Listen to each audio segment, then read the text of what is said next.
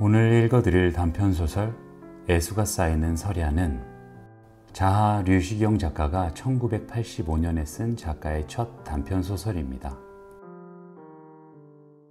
시인이자 소설가인 자하 류시경 작가는 1991년 경북일보 1200만원 고료 장편소설 공모에 당선되어 소설가로 등단하였고 2002년 개감문학지에서 신인상을 받은 후 시집 그 색강에 가면 지금은 늘 출판하며 시인으로 등단하였습니다. 저서로는 시집 그 색강에 가면 지금은 마음은 마음의 길을 걷고 홍매에 입술을 대다와 빔의 품으로 발간한 시집 1000개의 등을 밝히는 여인이 있으며 장편소설 아라비아는 열애하지 않는다 상하 2권과 아직 발표하지 않은 중편소설과 단편작품을 보유하고 있는 중견 작가입니다. 오늘 이 작품도 미발표 단편입니다.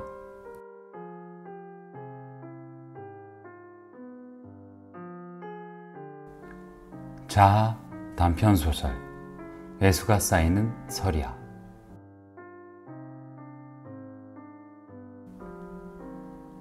(7층) 내과병동 간호사로부터 긴급한 보조일손이 필요하다는 호출을 받고 나는 이곳 2층 간호과 사무실에서 올라가 바쁜 일을 도와주고 주위가 어느 정도 수습되는 것을 보고 돌아왔다.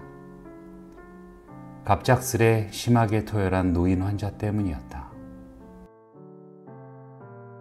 이놈의 영감탱구는 먼 엄살을 창자 빠지는 사람 마냥 피워대남. 보소, 나 참말로 넘사시러서 어디 입원이나 오래 하겠소. 제발 이제 좀 고마하구랴. 내가 도착했을 때 토혈을 잠시 중단한 중증 강경화증을 가진 노인의 부인인 할머니가 노인에게 한 말이었다. 노인이 피를 멈추자 어느 정도 마음의 여유가 생겼던지 할머니는 이어 간호사들에게 이렇게 말했다. 간호원들요, 진짜로 미안하구마. 이래서 사람은 늙으면 죽어야 한다 했겠지. 그러고 나중에 누가 시집 간다 하면 막내한테는 절대로 가지 마라 카이소. 막내는 이래 백발이 쑥쑥 나도 막내 티를 못 버리구마. 내 삼아 울 영감탱이 어린 양 받아주느라 한 세월 다 살아빈기라. 할머니의 익살스러운 어투에 나는 겉으로 차마 보일 수 없는 미소를 숨기느라 한참 애를 썼다. 내과 당직의가 오고 출혈 부위를 압박하기 위해 공기 튜브가 투입되고 두세 가지 지혈제가 포도당과 함께 근육주사로 또 정맥으로 주입되고 수혈을 위한 처방이 내려지니 일단 급한 불길은 잡힌 듯하여 나는 조용히 좀 전에 절제했던 미소를 내보이며 할머니에게 말했다.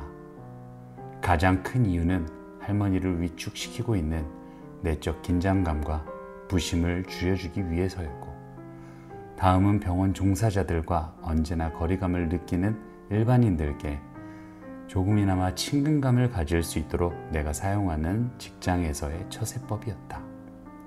환히 다 아는 얘기지만 가끔씩 다가가 한마디씩 던지는 이런 말들은 할머니께선 그 옛날 진주낭군 같으신 할아버지와 혼인하실 때도 조금 전처럼 영감탱구 그러셨어요? 밤이 깊은 시각인지라 마음 같지 않게 목소리가 서걱거리는 것이 매우 건조했다. 내 말에 할머니는 어울리지 않게 귀 밑과 볼을 붉히며 우악스럽기까지 했던 몇 분 전과는 대조적으로 수줍은 색으로 대답했다. 긴 세월에 검게 타녹은 듯한 치열을 드러내 일소를 머금고 아따 그때 삼아 하늘 같은 낭구님이셨제. 하모. 할머니는 갑작스레 가려움을 느끼는지 비린내와 피 얼룩이 묻은 통치마의 앞자락을 걷어올려 두 눈을 두어 번 비벼 닫고 깡마르고 노쇠한 콧잔등을 한번 쓸어내렸다. 간호부여, 참말로 실망한 것이 세월이라오.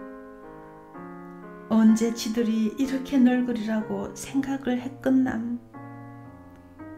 요런 보살끝없는 할망구가 이큼 빨리 되리라곤 내 참말로 몰랐던 기라. 시방 간호부의 그 말을 듣고 우리 영감 빈 나락자루 같은 저 면상을 보자니 왜 이리 마음이 수수한지. 71평생이라지만 우린 한 번도 그럴싸하게 살아본 적이 없구마. 외놈에게 끌려가 양놈들과 쌈질하고 용케도 돌아오셨나 했더니 6.25가 터지고 전쟁 다 끝나고 우리 꼴을 돌아보니 동양만 안 했을 뿐이지 그야말로 비릉뱅이 행색이었제. 내내 어수선하게 헐기나 파묻고 살다가 이제 좋은 세상 좀 사나보나 했더니 난 요렇게 늙었고 영감은 저렇게 병이 났소. 아무짝에도 쓸모없는 사람처럼 저렇게.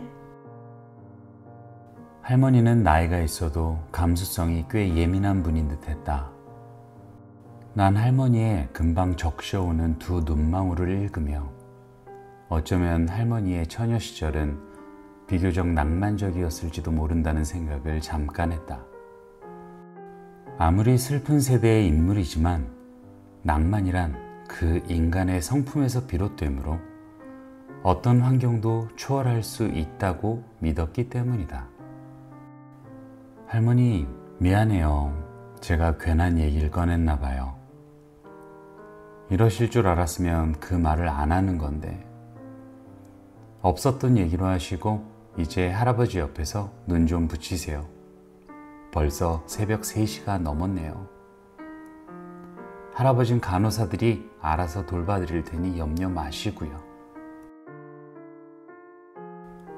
간호과로 내려오니 계속 켜져 있었던 난방기에서 열풍이 쏟아져 나와 실내의 습기를 죄다 말려놓고 있었다. 속이 답답하여 난 창문 가까이로 다가갔다. 신선한 방 공기를 조금 끌어들일 생각에서였다. 창문을 여는 순간 이건 내가 내과와 병동에서 잠시 바빴던 사이 세상이 온통 백설로 풍성이 덮여 있었다. 설밥이라 했던가 정초에 내리는 대설을. 나는 보석이 수놓인 백색의 벨벳으로 덮인 듯한 밤의 설경에 설레어 홀로 있는 실내에서 크게 감탄사를 질렀다.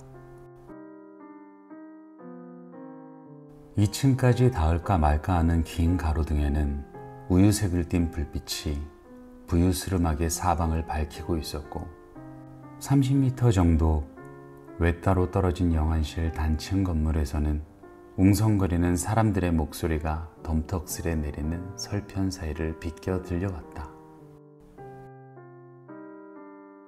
귀로만 듣자면 영안실이란 말이 주는 분위기는 아주 음산하고 괜한 두려움을 던지는 듯하나 사실은 그렇지도 않다. 12개의 시체 냉동실이 있는 그곳은 항상 한두 구의 시체는 늘 안장되어 있었고 영안실 책임자와 더불어 밤새 사체 곁을 지키는 사람들이 야업을 하지 않는 한 체험하기 힘든 밤샘들을 하고 있는 것이다. 자주는 아니지만 밤에 가끔씩 영안실까지 사체 운송에 동반해보면 상주는 지쳐서 넋이 나가 있고 이웃 친지들이 모여 소주잔을 기울이며 연이은 화투놀이로 일출을 기다리고 있을 때가 대부분이었다. 처음엔 그 행동이 이해되지 않았다. 그러다 내가 직접 그 상황을 체험하고 보니 단장의 슬픔이라는 것도 한번 극에 다다르고 나면 별다른 큰 자극이 없는 한 싱거울이 많지 다시는 요동이 없는 것이었다. 충격이 있었고 그 후는 무조건적인 불신이었다가 죽음이, 떠남이 믿어지고 현실로 받아들여지면 그때는 슬픔이 극에 다다른다. 그래도 시간은 흐르는 것, 흐르는 시간 속에 실존하는 망각의 은혜라 할까? 아픔과 슬픔은 그렇게 둔화되어 갔고 빨리 잊을수록 좋은 것이었다. 문득 이런 생각이 든다. 대자연이 신의 얼굴이라면 우리 인간의 삶은 그분의 표정이리라. 울고 웃고 죄짓고 눈물의 회개를 하고 그 눈물이 채 마르기도 전에 돌아서 또 죄를 짓는 우리 나약한 인간들. 그러나 진실은 어디까지나 우리 생에서 가장 가치 있는 것으로 추구되어 왔고 그런 우리의 흔들리는 존재성에 의해 신은 또 우리 인간과 더불어 울고 웃으시리라. 새하얗게 대지를 덮으며 내리는 부얼부얼한 눈송이들을 내려다보며 난 잠시 뇌리를 우부룩하게 만들었던 단상에서 깨어나 창문을 닫았다. 그리고 나의 자리로 돌아가 창을 등진 의자에 앉아 간호감독으로서의 업무를 시작했다. 업무래야 육체적으로 힘든 것은 아니었다. 병원마다 환자 숫자와 상태를 파악한 후 간호 인력을 충당하고 어제 하루간 입퇴원 환자의 숫자를 계산하여 재원 숫자를 기입하고 사망과 중환을 기록하는 등등의 일이었는데 힘든 것은 그 일을 할 때 사단처럼 밀려드는 졸음을 이겨내는 일이었다. 하지만 오늘은 그렇지도 않을 것이 이것이 나의 이 병원에서의 마지막 근무이기 때문이다. 간호과장에게 사직서를 낸 지 꼭 한 달 되는 날이자 새해 첫날이다. 갑작스레 들이닥친 막년의 폭주족들의 주정 때문에 바빠진 응급실에 일손을 거둔다고 제야에는 귀한 올랜사인도 제때 듣지 못했지만 지난 반년 동안 이 병원에서 나는 무려 4군데나 부서를 바꾸어 가면서 근무를 했다. 물론 상부의 지시에서였다. 내가 고정되어 근무한 곳은 유아실이었는데 그곳에서 나는 6년째 수간호사로 근무해오고 있었다. 그러다가 지난 6월 간호과에서 나를 신경외과 수간호사로 발령을 내리더니 한 달이 지나자 소아과로 또 한 달 반이 지나자 중앙공급실 수간호사로 자리를 바꾸었다. 그리고 다시 나를 간호감독으로 승진시켜주면서 10년이 넘도록 하지 않았던 밤 근무를 고정적으로 하게 했다. 이것은 한 번씩 간호과장을 낀 감독회의가 있을 때마다의 변화였다. 내가 결코 유능해서도 아니고 그 이유를 난 너무 잘 알고 있었다. 간호과에서는 그곳 담당 수간호사들의 휴가 대리로 내게 일시적 발령을 내렸다고 했지만 실상은 그게 아니었다. 부록의 나이를 넘긴 데다가 요즘은 간호원의 호칭도 간호사로 고치고 전문대학을 학부제로 편승시키는 등 간호인력의 고급화를 내세우는 추세에 반해 난 요즘 신졸 간호사들이 들으면 그런 것도 있었냐고 반문할지도 모르는 간호기술 고등학교를 졸업했기 때문이다. 병원 측의 압력인지 간호과 자체 내에서의 계획인지는 모르겠지만 몇몇 사람들에 의해 나는 자신도 모르는 사이 한 마리의 성북동 비둘기 신세가 되어 있었던 것이다. 처음부터 내가 그것을 눈치채지 못했던 바는 아니다. 느끼고는 있었지만 배운 것이 이것인데 어디에 가서 무엇을 하며 살아갈까 싶어서 난 상부 지시에 때마다 순종하며 이곳저곳 옮겨 다녔고 묵묵히 일을 했다. 하지만 어느 날 문득 내가 이래서는 안 된다라는 생각이 들었다. 그들의 방법은 비록 졸렬했지만 형편을 바꾸어 생각한다면 응당 내 쪽에서 양보해야 할 사안 같아서였다. 애띠고 발랄한 신졸들이 해마다 떼거리로 쏟아져 나오는 것이 사료됨은 물론 승진을 기다리는 후진들이 언제나 그들은 수간호사가 한번 되어보나 하고 바라는 것 같아서 신경이 쓰였다고 할까? 과장님, 이거 받아주세요. 죄송합니다. 사직서예요. 밤근무를 오랜만에 하니까 몸도 말을 듣지 않고 이제 그만둘 때도 되었지 뭐예요. 죄송합니다. 아니 정감독 왜 그만두려고 해요? 감독으로 승진한 지 한 달도 아직 안 됐는데 어디 결혼할 건가 봐요? 아니면 직장을 옮기려고? 한 달 전 죽을 죄라도 지은 죄인 마냥 자태수견하게 내가 사직서를 제출했을 때 과장은 그렇게 속이 훤히 내다보이는 찝찝한 말을 했다. 그녀도 나와 같은 독신이어서인지 평소에 결혼이란 말에 상당히 민감했다. 누군가가 사직서를 제출하면 그녀는 당장 결혼? 이라는 유추된 질문을 했고 어리고 인물 빼어난 간호사가 결혼을 사유로 그만둘 때마다 그녀에게는 표시나는 우울 현상이 나타났다. 하지만 그녀가 나에게까지 결혼, 이직, 이라고 말하며 연유를 물은 것은 정말 비겁한 행동이었다.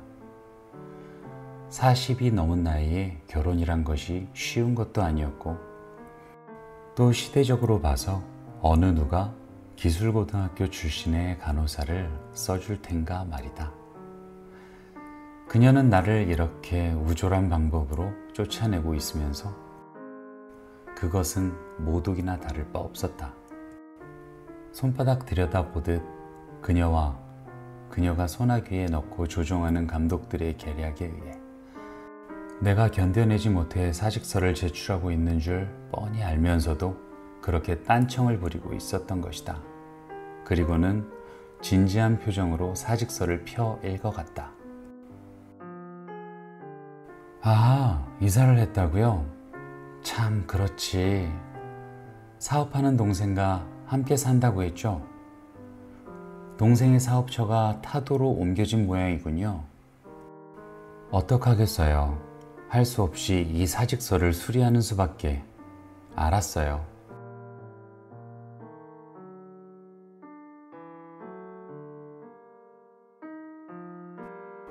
영안실의 콘크리트 지붕을 하얗게 덮은 눈은 부드러운 설선으로 주검의 궁전을 정갈하게 장식하고 있었다. 사방은 백색의 태양이 떠오르기라도 한 듯 밝고 환했다. 내게는 눈이 내리면 항상 기억에 되살아나는 영화 한 편이 있다. 볼세비키들에 의해 쫓기다 쓰러진 한 인간의 이야기. 닥터 지바고가 그것이다. 그 영화를 처음 본 것은 고교 때였는데 간호학을 공부하던 감수성 예민한 소녀였던 만큼 그 영화가 내게 준 영향은 엄청났던 것 같다. 커튼 걷어낸 창유리같이 크고 빛나던 닥터 지바고의 젖은 눈동자를 몇 날 며칠 가슴에 품고 지내며 얼마나 슬퍼했던지 애타게 갈구했던 모성애적인 사랑이 못내 빗나갔던 기구한 그의 운명을 떠올리며 또 얼마나 많은 밤들을 베갯잎을 흥건히 적시며 지새웠던가. 아스라한 설원으로 라라를 실은 마차가 멀어져 갈 때 한 점으로 사라지는 마지막 모습이라도 놓치지 않으려고 광분한 듯 혼자 남은 거욱의 베란다로 뛰어가 굳게 닫힌 유리창을 깨부수고 라라의 뒷모습을 바라보던 그의 두 눈에서 주르르 흘러내렸던 눈물. 그것은 마치 독약이라도 되는 듯 흰자 위를 온통 타는 노을빛으로 변색시켰다.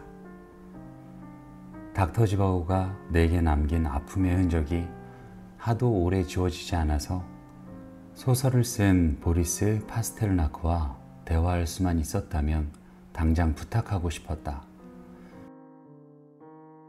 제발 이것은 완전한 허구이며 어느 한 부분도 실제 상황이 아니었다고 말해달라고. 졸업을 하고 나는 간호사가 되어 시골의 자그마한 국립병원에서 일을 시작했다. 그리고 오늘처럼 눈이 내리는 날이면 병동 유리창에 비치는 하얀 유니폼과 캡을 쓴 자신을 보며 마치 라라인 양 착각도 하고 함께 근무하던 의사를 그녀가 유리 지바고를 바라보던 눈빛으로 바라보며 가상의 애정을 느껴보기도 했다.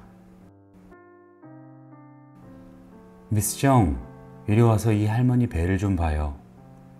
세상에 할머니께서 이 배로 7생명을 탄생시켰다고 하십니다. 그는 의대를 막 졸업한 수련 인턴이었다. 하루는 그가 응급실 근무를 하고 있었는데 식중독에 걸려 할머니 한 분이 응급실을 찾아왔었다. 그는 침상 위에 누운 할머니를 사랑의 눈길로 바라보며 이런저런 얘기를 나누며 진찰하고 있었다. 난 그의 부름에 달려가 그가 어루만지며 진찰하던 할머니의 복부를 유심히 바라보았다.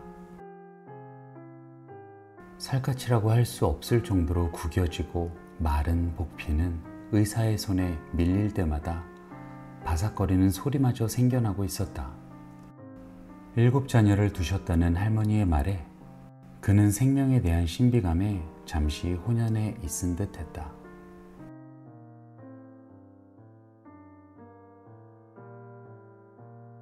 나는 할머니의 복부를 매개체로 그가 내게 전이하고픈 어떤 신비감보다 차라리 그의 인간성이 보여주는 진실성에 더 흠뻑 젖어 있었다.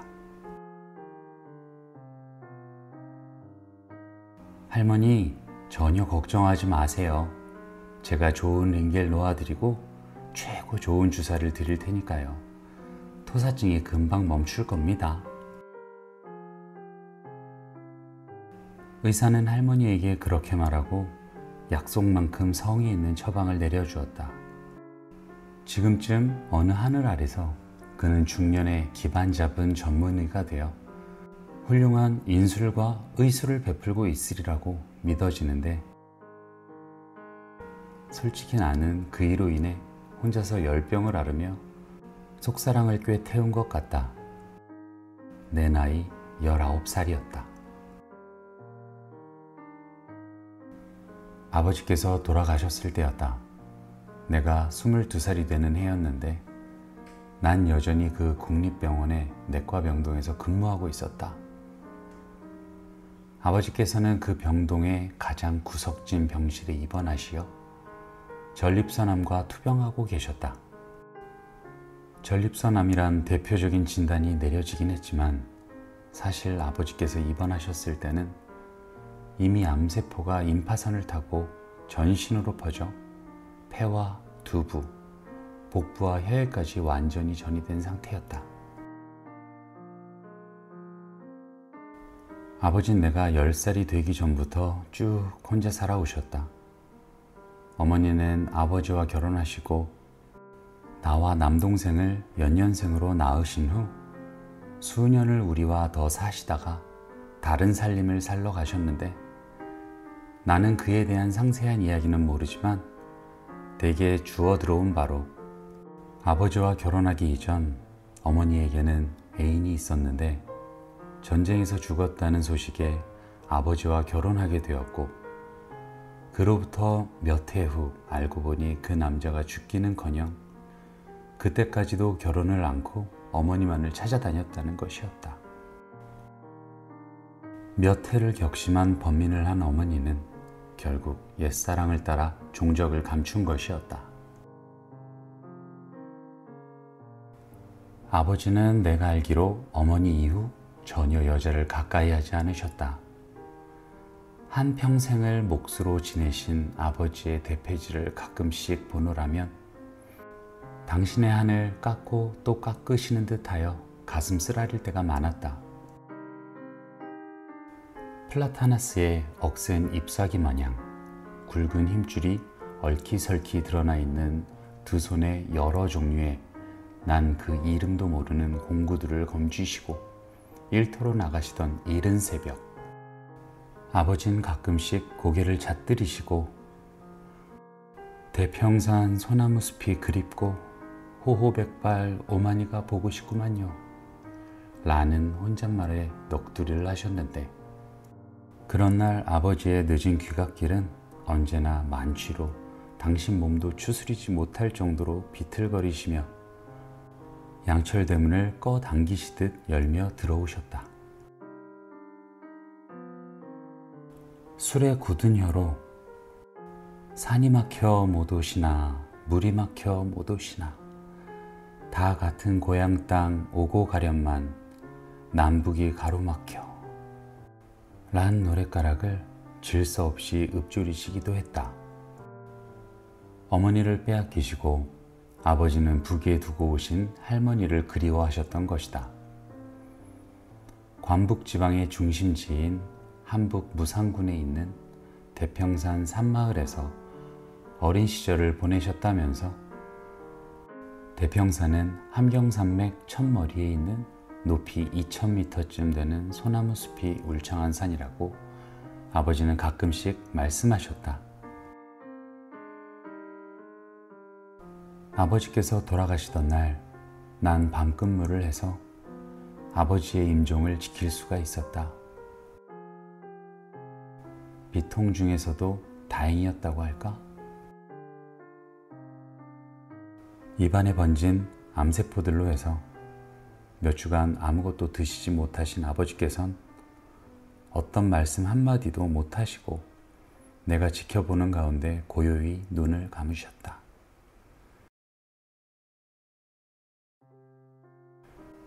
감독 간호사에게 아버지 시신을 내가 염하도록 허락해달라고 사전에 미리 부탁을 한 터였는데 감독이 순조롭게 응해주어 아버지의 마지막 단장을 내가 하게 되었다.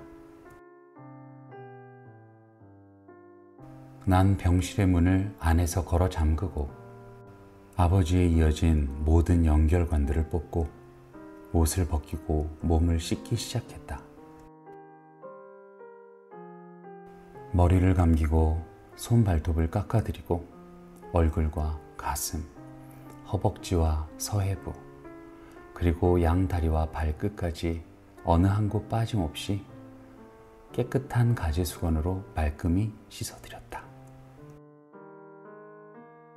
내 얼굴을 덮으며 끊일 줄 모르는 눈물이 흘러도 크게 통곡하지 않았으니 난 내가 생각해도 모질도록 슬픔을 잘 삼키며 그 일을 차근차근 해나가고 있었다.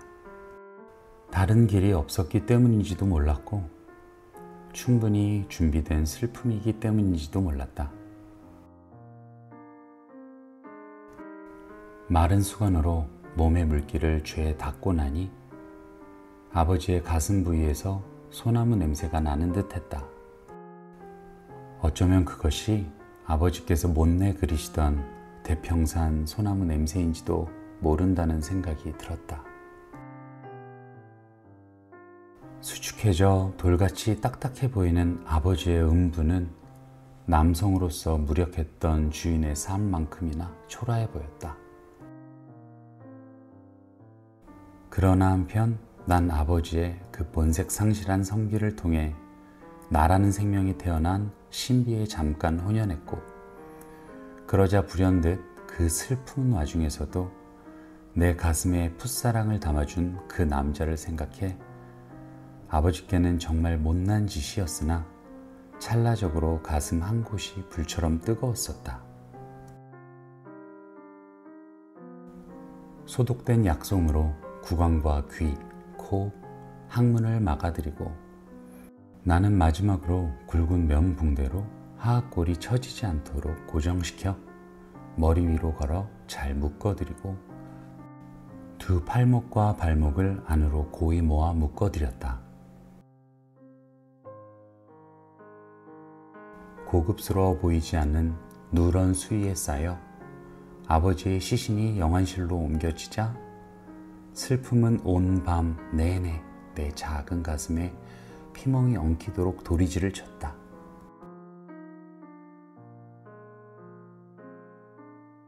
그 당시 난 그 애간장이 다 타드는 슬픔이 영원히 내 몸을 사로잡고 말리라 믿어졌고, 영원히 아버지의 한 많았던 삶을 못 잊을 것만 같았다.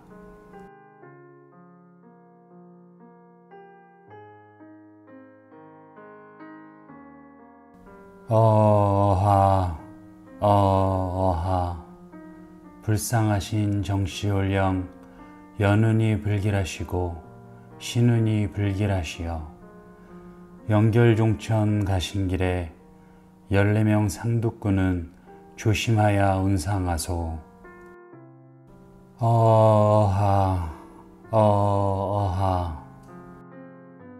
사람마다 죽어지면 이와 같이 허무하게 어둠 속에 사라지네. 촛불이 슬피 울고 양내음 침울한데 일가친 척 눈물겨워 구곡간장 도려내나. 말도 없고 답도 없는 무정한 고혼이여. 아버지의 출상이 있던 날 나의 아버지와 걸맞지 않은 상여소리를 해준 분은 아버지와 같이 일을 했던 공목수였다. 나와 동생은 얼굴이 채반상처럼 부었고 정신을 차릴 수 없을 정도로 울어 지쳐 있었기 때문에 상객들을 잘 몰라보았는데, 나중에 공목수가 다른 문상객에게 말하길, 발인제가 끝나고 상여가 출발해야 하매 상여 소리를 시작하려는 순간 문득 얼굴을 돌려 옆을 보았는데 작년의 아주머니 한 분이 멀찌감치해서 발인제를 지켜보다가 그와 눈이 마주치자 몹시 당황한 표정으로 불이 나게 얼굴을 돌리고 몸을 숨기더라고 말하며, 느낌의 그녀가 나의 어머니 같은 느낌이 들었다는 것이었다. 동생과 나는 어머니를 원망하지 않기로 했다. 그리고 세상에는 모성애보다 얼마든지 더 강인한 사랑이 있다는 것을 믿기로 했으며, 세상에는 어쩌면 여자보다 남자의 정조가 더 고결할지도 모른다는 생각을 했다. 아버지를 여의고 나는 동생을 자취시켜주고 독일로 갔다. 동생은 어떻게 살든지 우리나라에서 둘이 의지하며 살아보자고 공항에까지 와서도 사내의 눈물을 보이며 별일을 거부했다. 그러나 난 3년을 약속하고 눈물에 퉁퉁 부른 우애를 뿌리친 채 독일로 갔다. 하이델베르크. 그 출무성하던 긴긴 미루나무 가로수와 길 위의 낙엽들. 나의 그 시절 3년은 정말 운이 좋았던 것 같다.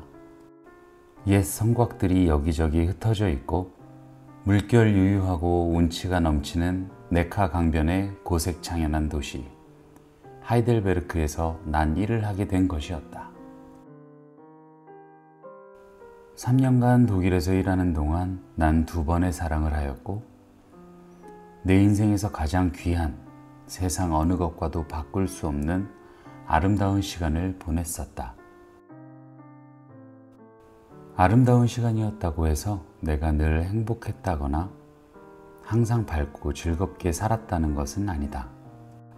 2번의 사랑이 모두 이별로 끝이 났고, 나의 업무란 것도 겉보기로 추하고 힘들기 짝이 없었지만 난 한 번도 그 누구에게도 나의 사랑을 두고 실패했다고 말하지 않았으며, 누추하고 고달팠던 업무에 대해서도 숨기려 하지 않았다. 이별이란 결과였고 아름다웠던 건 과정이었으며, 인간이 자신의 가치 상승을 위해 진실을 왜곡한다 한들 그 인간은 인간이란 본질 위에 얼마나 더 아름다워질 수가 있겠으며, 상대를 같이 하락시키기 위해 그를 비하시킨들 그 상대는 또 본질 위에 얼마나 더 추해질 수 있단 말인가.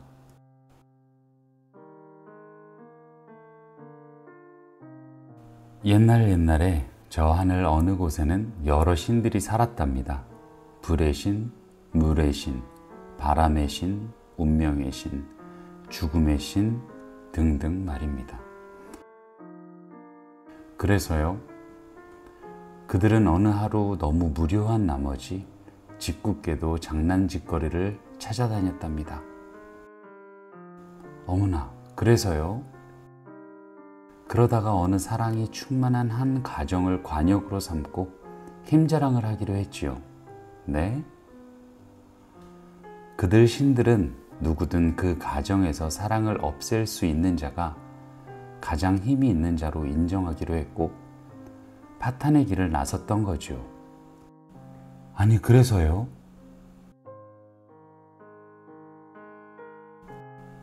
당시에 내가 근무했던 곳이 몇 군데가 되고 보니 그 이름이 확실히 기억되지 않는데 벨렌도르프인지 덴켄도르프인지 하는 이름을 가진 작은 양로원이었다.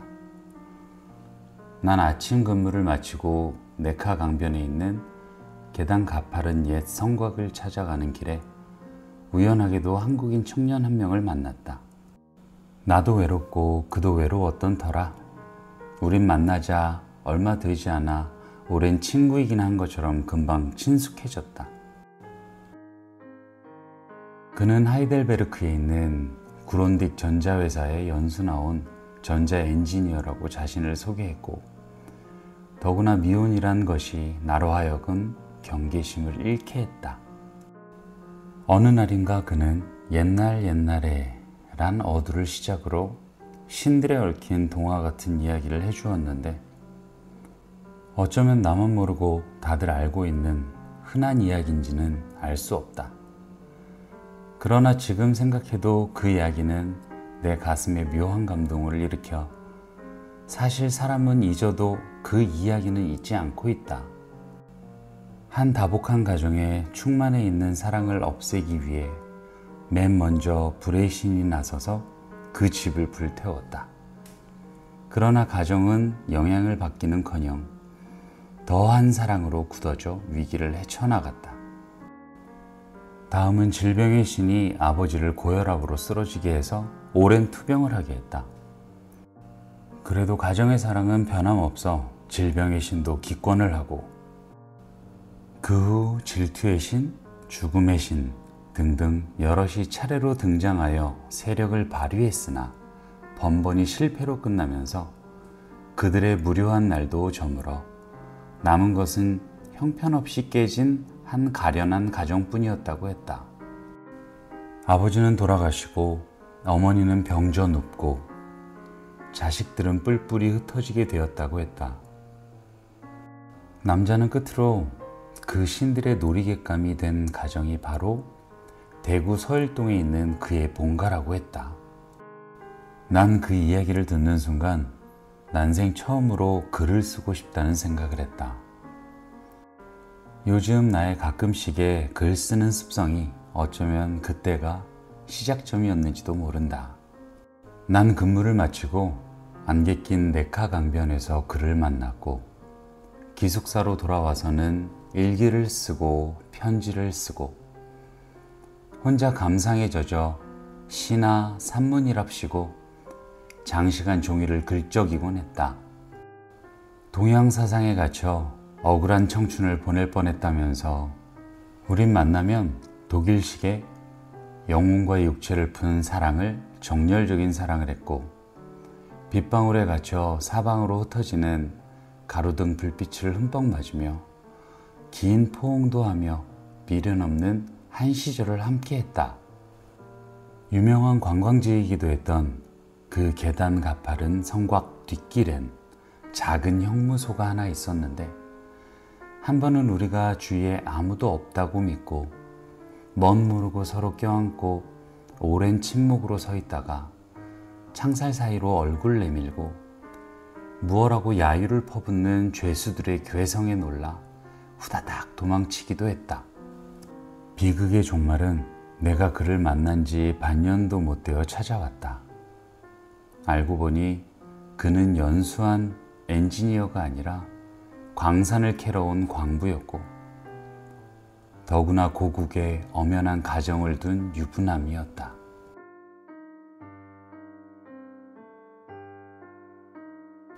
촛불을 켜두고 해가 뜨지 않는 일자 동네에서 그리운 사람에게 편지를 씁니다. 독일로 간호원간 누나에게 보고 싶다는 한마디 말에 편지를 씁니다. 옆집 단칸방 순이 집은 초저녁부터 부부싸움을 하는데 빈 편지지로 그리움 달래는 내 귓가엔 아무것도 들리는 것이 없습니다. 순이야, 불 꺼졌다. 어서 성냥 찾아 촛불 켜라. 순이야, 방망이 가져와. 네 엄마 좀 때리게. 순이 아버지의 술 취한 목소리에 대서양쯤 가담한 내 그리움에서 깨어납니다. 아, 내일은 소식 없는 누나로부터 슈베르트가 그려진 우표 붙은 엽서 한 장이라도 받을 수 있을까요? 그 남자와의 이별 이후 난 무척 어두운 나날을 보냈으므로 동생에게 오랫동안 소식을 전하지 못했다. 그러다 누나를 그리던 동생으로부터 일자 동네의 정전이란 운문과 편지를 받고 힘을 되찾아 천성적으로 밝고 의지가 강한 나 정미엽으로 돌아올 수 있게 되었다.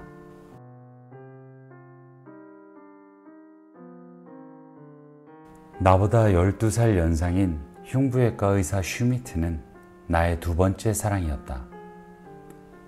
그는 한 번 결혼에 실패한 독신자였는데 그가 노인들의 흉부 건강을 체크하기 위해 양로원을 정규 방문하던 중 그곳에서 열과 성을 다하여 노인들을 돌보는 나를 보고 꽤 감명을 받은 듯 했다. 사실 난 통하지 않는 언어의 장벽을 덮기 위해 몸으로나마 열심히 일해 약점 보완하려 했던 것인데 말이다. 아무튼 우리는 따로 만나기 시작했고 자주 네카 강변을 따라 소도시 라우펜까지 드라이브를 하며 데이트를 즐겼다. 무엇보다 나의 내면에 짙게 깔린 향수를 달래주는데 성의를 다했던 인간미 있는 의사였다. 아는 사이로 2달쯤이 지나자 슈미트는 나를 보지 않고는 하루도 견딜 수 없다는 고백을 해왔고 기숙사로 장미꽃이며 털인형이며 값진 장신구까지 선물 공세를 퍼부었다. 이제 생각하니 당시 슈미트의 나이가 지금의 나의 나이였던 것 같다. 난 슈미트와 계약이 종료될 때까지 연인으로 지냈다. 계약 종료를 앞두고 내 인생의 진로 결정 때문에 내가 번민했던 여러 가지는 오늘날까지의 삶을 통해 그토록 깊은 적이 없었고 앞으로도 없을 것 같다. 고국과 동생을 택하느냐, 사랑을 택하느냐 하는 것이 번민의 초점이었다. 그를 택하게 되기를 바랐던 슈미트는 불안했던지 양로원 문 앞까지 와서 독일식 쇠뇌를 시키기에 이르렀고 애정 공세에 선물 공세를 퍼부었지만 결국 난 동생과 아버지가 쓸쓸하게 누워 계시는 고국에서의 삶을 택했다. 그때의 괴로움과 번민은 예전에 내 어머니가 아버지와 옛사랑을 두고 몇 해간 하셨던 번민과 흡사한 것일런지도 몰랐고 어쩌면 나는 어머니보다 강하다는 것을 자신에게 보여주고 싶었는지도 모른다. 어쩌면 이미 한많은 아버지께 또 한 번의 배반의 세월을 안겨드리고 싶지 않았던 건지도 모르겠다.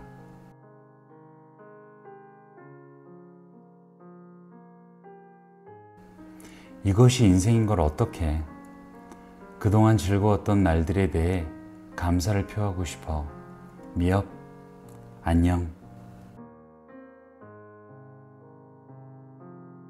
내가 하이델베르크를 떠나던 날 슈미트는 그렇게 말했다.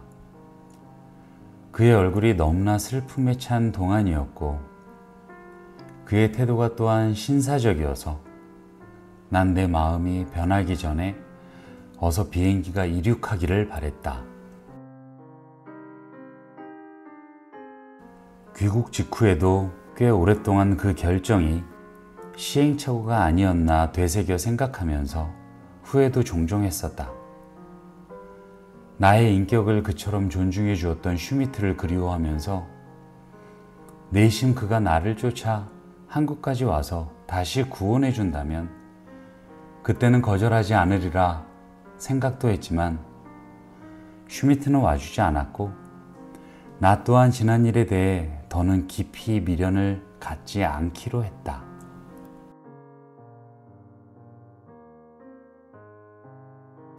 지금 그 사람 이름은 잊었지만 그 눈동자, 입술은 내 가슴에 있네. 바람이 불고 눈비가 올 때도 나는 저 유리창 밖 가로등 그늘의 밤을 잊지 못하네.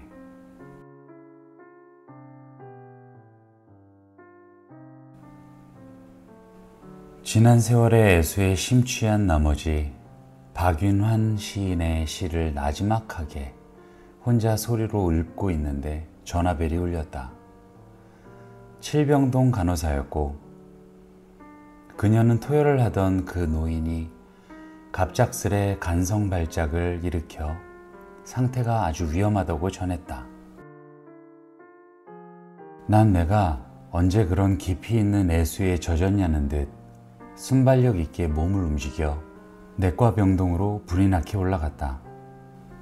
할머니는 노인이 운명하려는 길임을 알았던지 비통과 답답함을 가누지 못하고 아이고 이 일을 어쩌고 이 일을 어쩌고 라고 연신 통곡조로 토하고 있었고 동작은 크나 소리가 미미한 손뼉까지 치고 있었다. 당직의가 올 동안 나는 병동 간호사와 함께 심폐소생술을 했다. 노인은 이미 숨이 끊어진 상태였지만 백지장에 노란 물감을 푸른 듯한 황달기가 만연한 그의 얼굴에 나의 얼굴을 비슷하게 맞대고 있는 대로의 입김을 불어넣었다. 병동 간호사는 그의 흉부에 간헐적인 압박을 가했다. 사실 그 인술이 소용없는 짓임을 알았지만 최선을 다해 본다는 의미에서 우린 의사가 올 때까지 소생술을 강행했다. 그러는 동안 당직의가 왔고 그는 청진기로 환자의 흉부 이곳 저곳을 청진하고 풀기 없이 감겨있는 환자의 두 눈을 벌려 풀어진 동공을 확인하더니 성마른 목소리로 사망을 선언했다. 노인이 운명하자 할머니는 이제 손바닥에 불이 붙어라 소리내며 손뼉을 쳤고 차가운 콘크리트 병실 바닥으로 나동그라지면서까지 통곡했다. 그러다가 노인의 정맥에 꽂혔던 주사기가 제거되고 공기 튜브가 빠져나가고 초라해 보이는 노인의 시신만이 덩그러니 침상 위에 남으니 할머니는 더욱 서러운지 노인의 시신을 껴안고 비통에 겨운 몸부림을 쳤다. 나는 할머니의 통곡과 몸부림을 보면서 인간이 비통할 때 표출되는 그 엄청난 힘은 과연 어디로부터 나오는 것일까를 생각했고 할머니의 슬픔을 통해 벌써 20여 년 되어가는 내가 염을 해드린 아버지의 시신을 회고했다.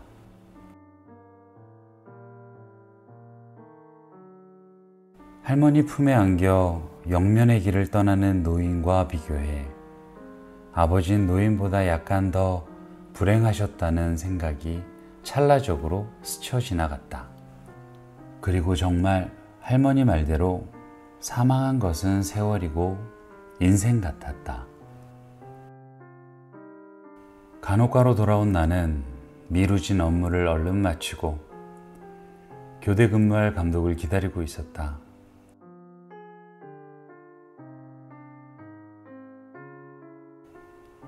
창밖에서는 밤새 내린 폭설로 눈시린 새해 새 아침이 열려 있었다.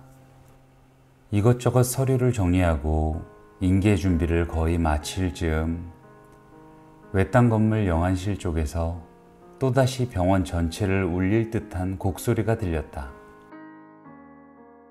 내다보니 조금 전 숨을 거둔 그 노인의 할머니였다.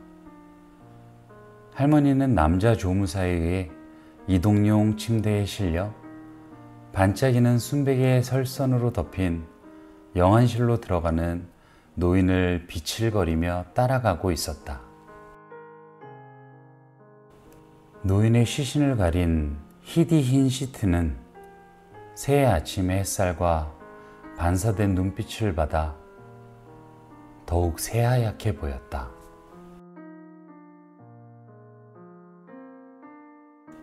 8시가 되기가 무섭게 이 감독이 간혹과 문을 열고 들어왔다. 그녀는 붉게 혈기가 오른 양볼을 두 손으로 호들갑스레 비비며 말했다. 새해 복 많이 받으셨어요, 정 감독님? 글쎄요, 앞으로 많이 받을 생각이에요. 참, 정 감독님 올해 결혼하신다면서요. 그 말에 난 전류회라도 통한 듯 얼떨떨해져서 그녀를 똑바로 바라보았다. 그녀는 나의 멍청한 모습이 우스웠던지 깔깔거리더니 다시 말을 전맥했다. 덕담이에요. 정 감독님은 덕담이라는 것도 몰라요? 새해에 누군가가 자신이 원하는 걸 마치 된 것처럼 말해주면 그 일이 진짜 이루어진다고 하잖아요. 그제야 난 긴장을 풀고 미소 지으며 고맙다고 응답했다. 이 감독님, 1시간 전에 내과에서 환자 한 명이 사망했어요. 좀 전에 영안실로 옮겨졌는데 세월이란 게 가끔씩은 정말 잔인하죠? 저 얼어붙은 동토에 사랑하는 사람을 바치게 하다니. 난 그 생사를 달리한 노부부를 생각하며 창밖으로 고개 돌려 그때까지도 곡소리가 새어나는 영안실 쪽을 응시하며 말했다. 그러나 이 감독은 내 말에 대꾸하지 않고 화제를 바꾸었다. 나가면 무얼 하실 생각이세요? 아버지 차례부터 모셔야죠. 아니, 제 말은 오늘을 말하는 게 아니라 병원을 그만두면 무얼 하실 거냐고요. 어디 다른 일자리라도 구하셨나요? 그녀의 질문이 무척 거북스러웠다. 문득 그녀가 덧 거칠게 느껴지기도 했다. 마음 같으면 침묵으로 답을 대신하고 싶었지만 나도 모르는 사이에 이런 대답이 나왔다. 글을 쓸 생각이에요. 20여 년을 넘게 환자들을 상대하며 살아오다 보니 가슴에 쌓인 이야기도 많고 제가 지금 어디에라도 갈 수 있다고 생각하세요? 내가 글을 쓸 생각이라고 하니 이 감독은 눈에 힘을 주고 나를 주시했다. 그녀는 내가 쓴 글이 어쩌면 그릇된 방법으로 일자리를 박탈당한 데 대한 분노를 느낀 나머지 고발이라도 할 그런 글로 생각했던지 섬서한 표정으로 말했다. 이런 일이 일어나는 게 어디 이 병원뿐이겠어요? 인구가 많은 나라에 독버섯처럼 존재하는 인력 천시 현상 아니겠어요? 생존을 위한 경쟁을 하다 보니 한 인간의 가치와 능력을 인정하기 이전에 우린 그를 물리쳐내는 법을 먼저 터득. 말을 도중에 자르고 이 감독은 나의 눈치를 보았다. 왜 그랬을까? 그녀의 말에 내 가슴이 순식간 끓어오르는 폭우의 강줄기로 변한 것. 뜨거움이 치솟아 두 눈물샘이 터질 듯 부풀어 올랐다. 난 창 쪽으로 고개를 돌렸다. 화기가 얼굴 곳곳에서 화산처럼 용암의 소용돌이처럼 붉어져 그 자리에 있기가 민망할 정도였다. 창 밖에는 그때까지도 꺼지지 않은 가로등의 우윳빛 불빛이 형편없이 시들어 있었다. 지난밤에 대설만 내린 줄 알았는데 간호과에선 슬픈 애수가 쌓였던 모양이죠, 정 감독님? 인계받을 채비를 끝내고 탁자 앞에 앉던 이 감독이 불쑥 던진 그 말에 난 무엇을 훔치려다 들킨 아이 마냥 화들짝 놀라 그녀를 바라보았다. 그녀는 간호과 일지 옆에 작은 메모지에 쓰여진 한 줄 나의 낙서를 읽고 있었다. 애수가 쌓이는 설이야 라고 적혀 있었는데 난 언제 그것을 썼던지 얼른 기억도 나지 않았다.